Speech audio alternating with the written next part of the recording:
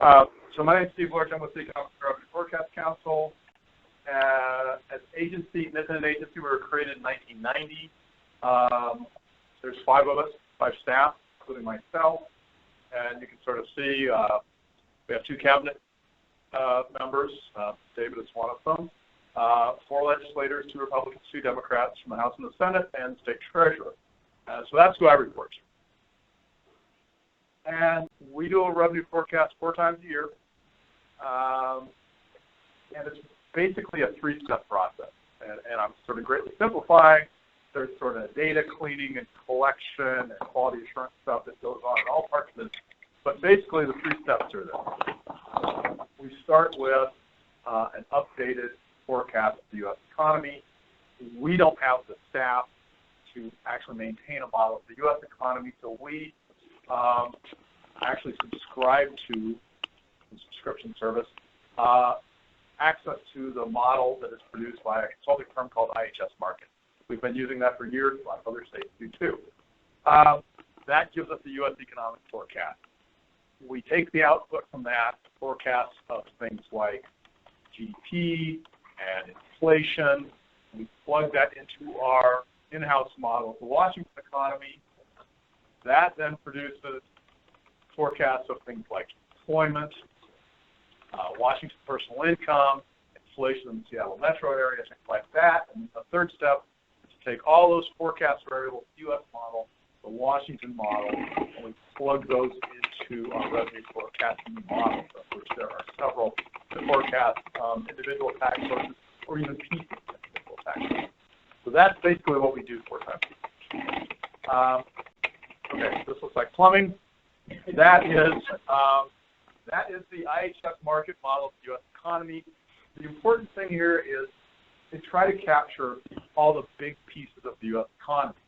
So you see that we've got government policy up there, tax and fiscal policy. We've got a domestic sector, so that's all the something that we all engage in, employment, things that employers do. We've got a financial sector up there. And this model not only captures those, but lets them all interact, because clearly they do interact. And then that ultimately results in a way that we get a forecast of what we think is going on in the U.S. economy. We, however, have the ability to go in and modify some of the assumptions. And so what we have typically done is, instead of assuming that the exact forecast that IHS Markit does, and by the way, they do a new forecast every month, but instead of using theirs, we make some adjustments. We subscribe to a newsletter from a group called Blue Chip. It's a group of academic and business economists. We will take their average GDP growth forecast, and we sort of force the IHS Markit model to use that. We feel like that gives a more representative view of where most economists think that the U.S. economy is headed. The other thing we do is we take oil prices from the futures markets. Oil prices are super hard to forecast well. If you look at some research literature, what you will see is that futures prices do about as well or better than virtually anybody else's model. We think of all the things that change. You know, somebody attacked the Saudi oil facility. Who had that in their model, right? So, so those are the things we do. That gives us a U.S. economic forecast. We do, as I said, we have an in-house model of the Washington economy. So we plug in some of those things that we get from the U.S. model. That's going to give us some important things about what we think is happening for Washington: personal income, wages, housing, construction, employment. And then, so these all things look like plumbing, but our plumbing is a little less complicated than the entire U.S. plumbing model. So, and then this is the revenue forecast. It's really a series of models, and I'll talk just a little bit about that, about why we don't just have the sales tax model and B&O model, because sort of within there's some things that look a little bit different. Obviously, we rely very heavily on data from the Department of Revenue. So that, of course, that history helps us to forecast what's going on, other than when we have brand new tax sources, then we have that history. But that's what we do every quarter. You know, we always have a preliminary economic forecast. We use that because we get feedback from a staff level work group. We get feedback from the Governor's Council of Economic Advisors and from our council. And then a couple weeks later, we will finalize the economic forecast and the revenue forecast. Okay, so why do we start with the forecast? Why is that the first thing to do? Well, a couple things. First of all, there's a lot of things that happen at the national level that are going to affect Washington State. Federal tax policy, federal fiscal policy, trade policy.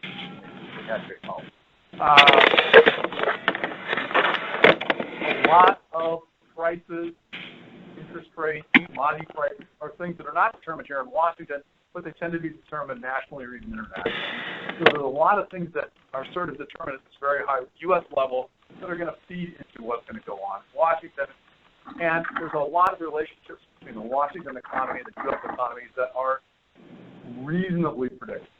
We have some historic relationships there that we can rely on to say, all right, if we think the U.S. economy is doing this, that suggests the Washington economy is going to do that.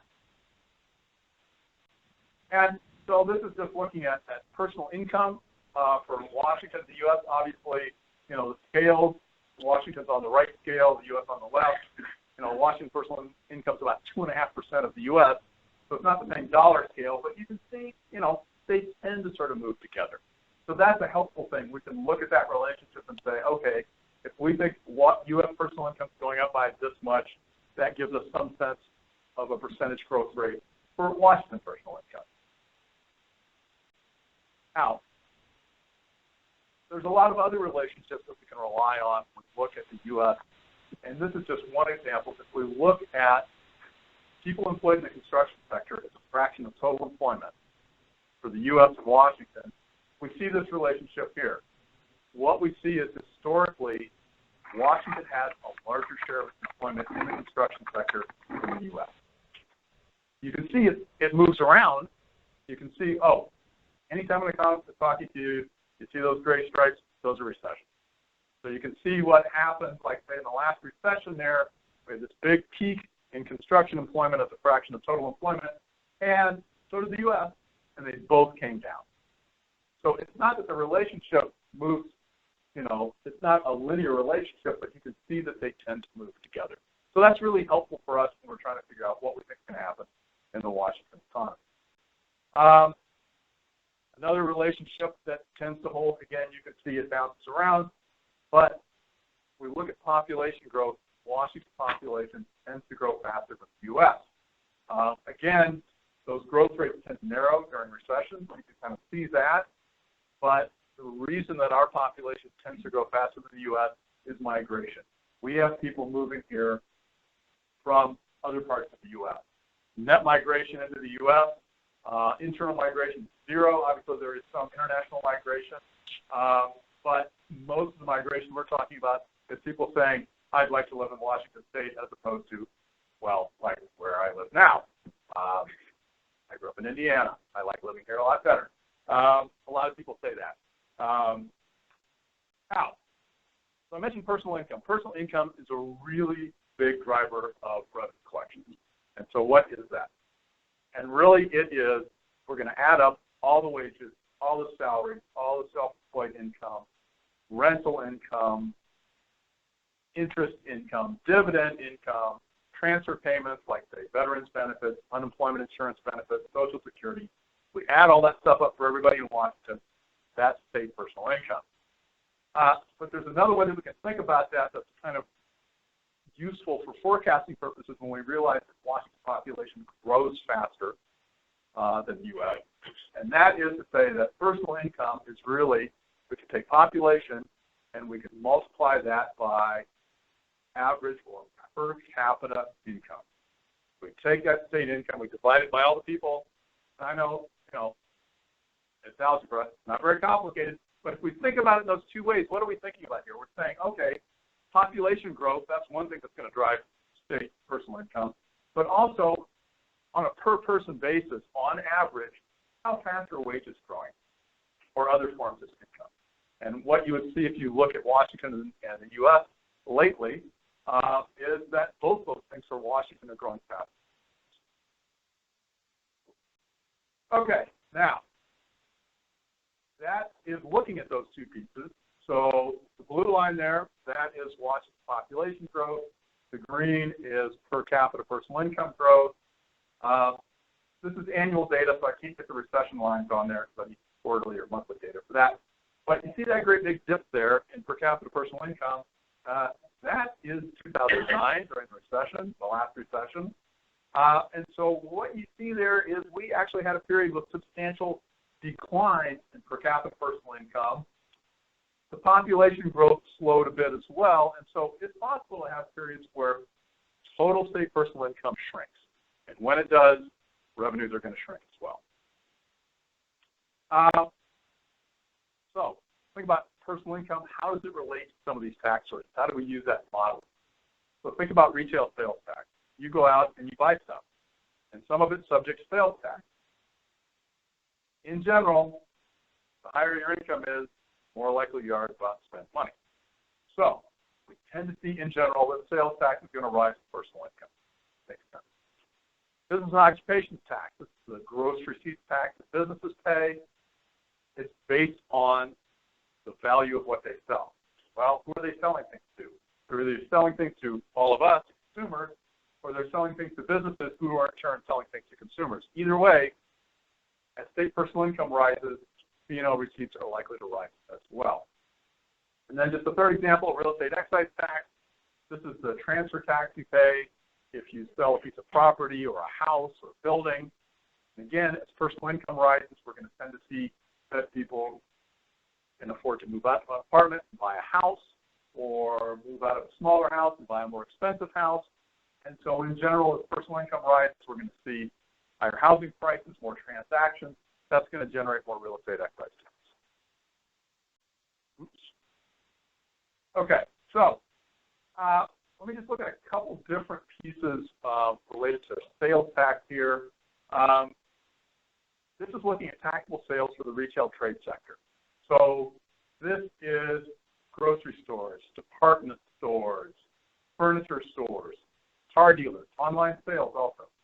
And again, the scales are different, but if you see the green line being, personal income growth, and the blue line being taxable retail sales. So it's not all retail sales, but all the stuff that's subject to sales tax.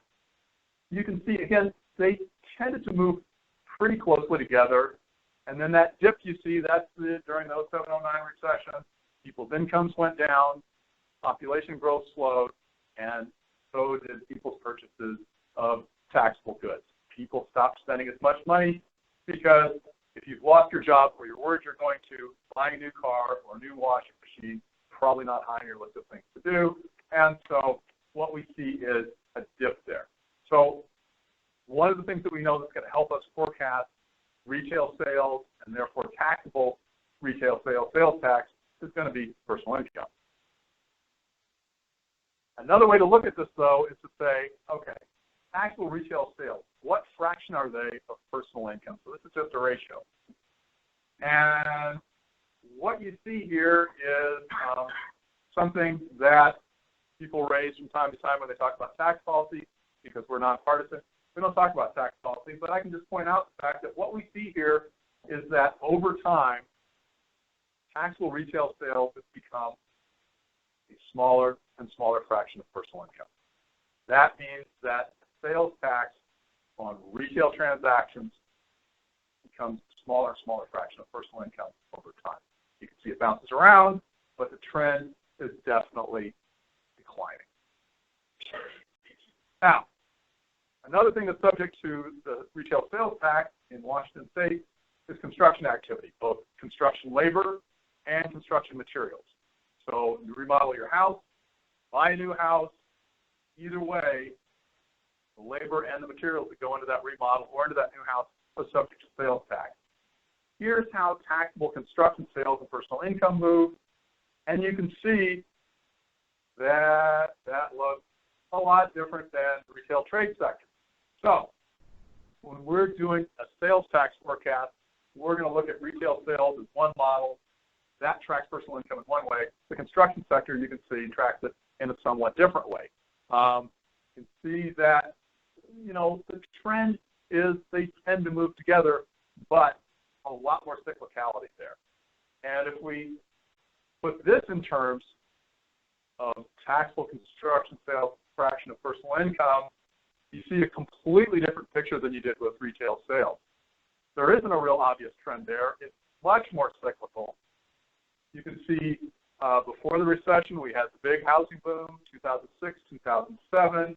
You can see big increase in taxable construction activity. Then during the recession, a huge crash, and then we slowly started to come back. So when we're doing sales tax forecasts, we're going to break those two pieces up. They don't move together. They don't have the same relationship to personal income, so they have to have separate models. Personal income is not the only thing that we consider when we're doing revenue forecasts. There are other things that are important. Employment. Obviously, if personal income, total state personal income is population times per capita personal income, the more people that are employed, the more people that have income, the higher total state personal income is. So employment obviously is something that's going to have a positive relationship to revenue collection. Interest rates, because interest rates are going to have an impact on cost of buying a house. If you're thinking about buying a house, they're going to have a cost, an impact on commercial real estate transactions. They're going to have an impact on your car payments. So all those things are also going to, indirectly are going to have an impact on sales tax and business and occupation tax, real estate excise tax. Oil and gas prices. Because our business tax is a gross receipts tax, it means if you're a business owner, you sell something and you multiply the tax rate by how much you sold. If you are a refinery, of which we have several in this state, if oil and gasoline prices go up, your B&O receipts go up because what you're selling has become more expensive.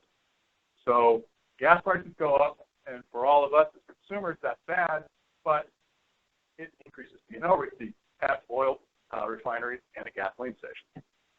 So those are all things that we think about as well when we're doing a revenue forecast. And hopefully I didn't talk too long, but that's sort of what we do when we're thinking about this, 4 times a year. So, yeah, go ahead.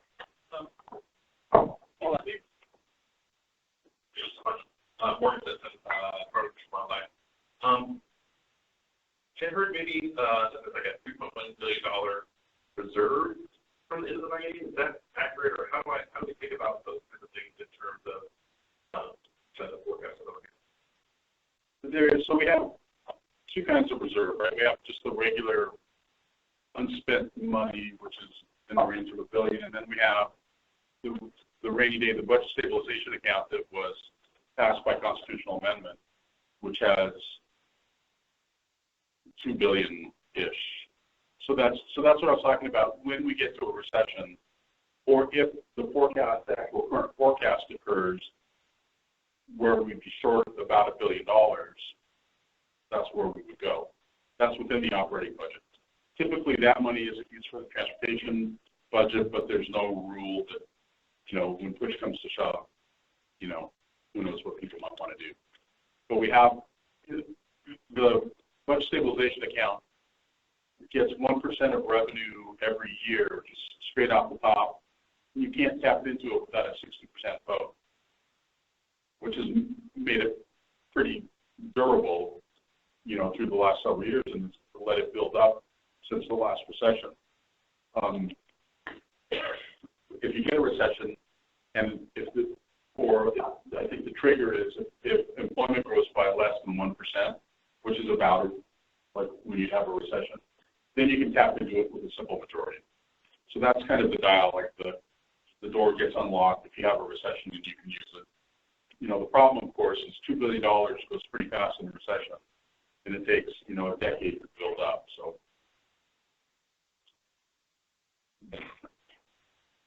see the other hands?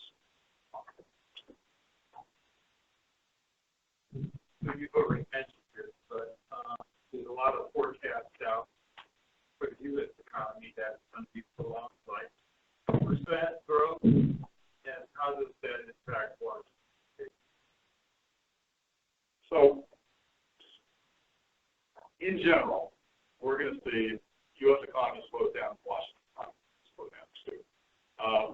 have seen for a while now is Washington's economy's been growing a lot faster with talking employment or income than the U.S. economy.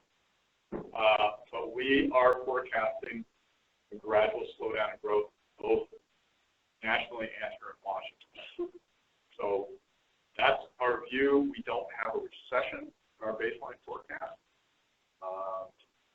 but we do see slowing growth. Not because I don't think there's never going to be another recession. I tell the council members all the time, there will be another recession. We're just not sure when.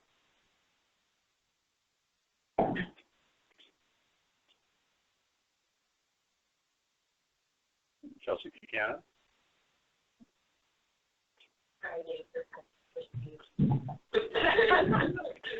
I'm intrigued by the chart that shows that looks like post the most recent recession, the gap between personal income and retail sales tax seems to have widened.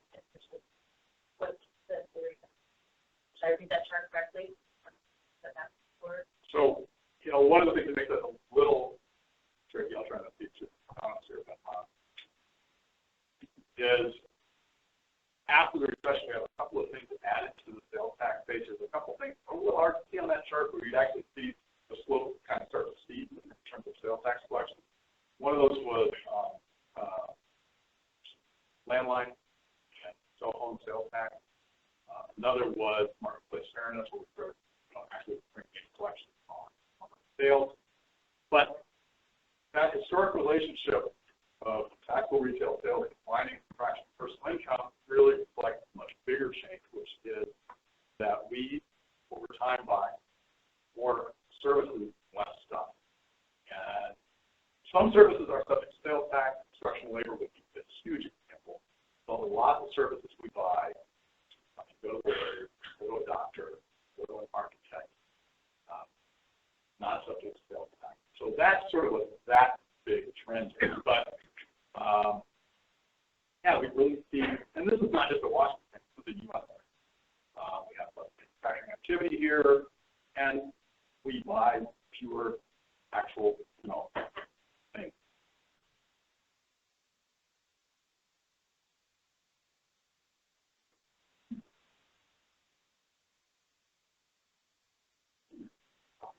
Thank you for being here. Have the impact of the tariffs been, how have you factored that into Washington forecasts, or have we seen an impact at this point? So right now, the impact we've seen would be if you were to look at the dollar value of exports going out of Washington ports. We don't have a full third quarter yet. If you look at the second quarter of this year, exports compared to the second quarter of last year, you see the biggest decline in exports.